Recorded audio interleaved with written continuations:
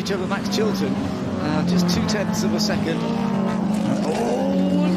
I wondered if he was going to lose it then, but just about held it. Yeah, Max is eking the gap back down again. 0.2 of a second. They both got a comfortable gap from Adam Morgan in the little 33 Mini. It's Justin Law right behind him, actually, and Justin is only a couple of places down, so these two could end up really battling in the race as well. Whoa. Fantastic car control from both of them so far. Max Chilton throwing it into St Mary's, using a bit of curve. You've got to be a bit cautious because that obviously throws the car a little bit more. Down into Lavance, he's got a Mini just up ahead of him, so he's got to be a little wary of the number 2 car. That's Martin Overington. Oh, gets all out of shape on the exit there, but the checkered flag is out, and I'm just looking at the timing screen. There's not too many people making big improvements. SF Edge Trophy, it's all about dynamics. How do they come? Now, St Mary's, if you don't get the first part right, the second part, we're just seeing now, and then looks like the back of the seat disappeared out of the back of that. Won't be a comfortable ride, but it was a marginal error, but back off the power, and that was a rodeo ride. It's rough. Marcus Black. Well, there we go. Marcus Black in the sunbed, it just shows how stiff the suspension is. Let's have a little look at a replay here. This is Levi Day on the TZ350. Oh, that was close. Whew. Wow. Just wasn't expecting the rider in front to stay quite as long that line and rides the grass, but he gets away with it. There isn't actually too many major differences between the Mark 1 and the Mark 2, apart from improved braking performance, a slight engine improvement. Well, number 21. Alexander van der Lof found himself on the outside going to Madrid. I think there was a little bit of nip and tuck, perhaps, but certainly maybe in avoidance. He just went slightly to his left, got left-hand wheels on the dirt. You can see the dust on their flanks, but at that point, his light. And a little bit of contact perhaps on the rear pushed him around. Yeah, look around the lights. Let's take a look at the replay.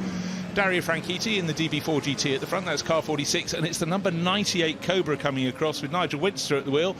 Oh. And he claims that space, well, okay, that's the moment at which the drivers should be heading to the right, and unfortunately for Alexander van der Lof, he's suddenly going almost straight on. That would get the heart going, and here is the tiniest bit of contact, the smallest of kisses. That was fortunate. Get him out in the movie. That was perfect demonstration of just brushing the barrier. So well done, Alexander, there for just about escaping any serious damage. But look at that, it's on its way. Still going, 4th fastest. In fact, he just set his not on that lap. No, the one before. Yeah, is that, that problem for is that coming out of the chicane, I believe it is. Yeah, Niall McFadden has put his car facing the wrong way with a little bit of... a lot of damage. Oh, a lot of damage. OK, he's effectively gone... The chicane is non-existent. OK, let's take a look how it happened. The Cut 7 Jaguar goes down the inside. Hans Neisel's coal wing turns in and nowhere to go. And, well, you can see, thank goodness, it's no longer built with the original bricks. It's polystyrene and belting there. But that was a wheelie and then couldn't control his car because the front wheels weren't on terra firma, so wouldn't turn. I think we might have a safety car deployment. The camera, there's actually a camera in that. Fear not. That's the remnants of what the camera was doing. Yeah, fear not, there was no camera operator. You wouldn't put one there, but that was a big moment for Niall McFadden. So let's have a look. Oh, that was an off with a lock up there. Just about managed to save it, staying away from the barrier. That's Tim Crichton, who had that little incident. But thankfully, I don't think any damage was done in the Triumph Dolomite Sprint. Oh, and he got tagged by the Metro going into the chicane.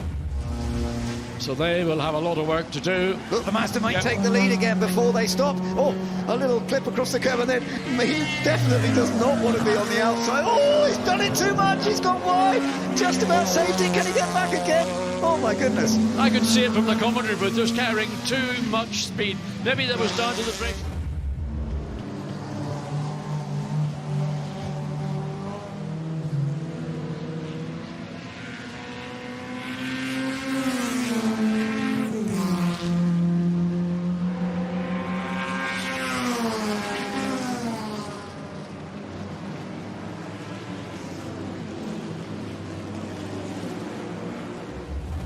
Let's see if we've got some footage of something going on here.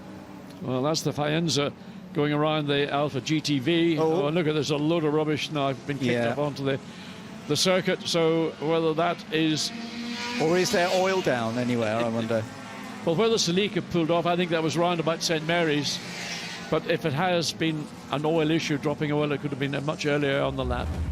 The helmet on there, and we're catching a replay, and getting squeezed on the grass was the Ferrari of Frank Stippler and David Franklin, and was that one of the Fords through there, and there's quite a disparity of lap time and experience on the grid, so drivers of course are told to give plenty of respect, but the number 20 Ferrari is back. He survived the trip across the grass.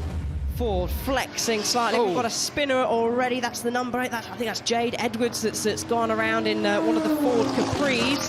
Yeah, that's Jade Edwards, as you say. Onto the grass there. Now, this looks like a separate thing, though. So what's gone on here? I think there's an issue possibly with that car, potentially locking up at the rears and spinning across. Lucky there was nothing coming round that first part of the lap there. Competing over the course of this race weekend, but it's going to have plenty of opposition and lots of Capris to race against. And there you are, looking at Jake Hill on his outlap already. On his outlap, and he's already getting it sideways as he heads up the hill into St Mary's. But this will be one to watch. Misses the apex slightly there, kicking up the dust through the first part of St Mary's. Through the second part, it's often a workout driving these old touring cars, Ben. You'll often see the drivers seesawing at the wheel. Jake's got his driver window down. I can guarantee maybe later on in the run when he's got the tyres a little bit more up to temperature and he's pushing for those final stages of this qualifying practice, he'll probably close that window, get a bit warm and sweaty inside, just to help with the aerodynamics there as he heads up Lavant Straight down to Woodcote. Let's have another little look at some of the fun with the Alpha, in fact. I was to initially then understeer and then having to go to the grass. Oh dear. But thankfully it got sorted out and Lucas Alusa was able to get back on without causing any problems. I don't think he lifted there. Kept it flat. That shows commitment, a little check of the mirror as they pulled on. Right, so Smith at the top of the time. Grant gets an advantage, he loses again, but this is out and out. I cannot wait to hear the interviews post-race. They're all going to be popping and banging, chock full of enthusiasm. Again, traffic's going to come into play to the Brabham in the back of the Lucas. That was so close, a big lock up from the Brabham. He had to really get Lucas' hand comes out of the cockpit. Use your mirrors, please.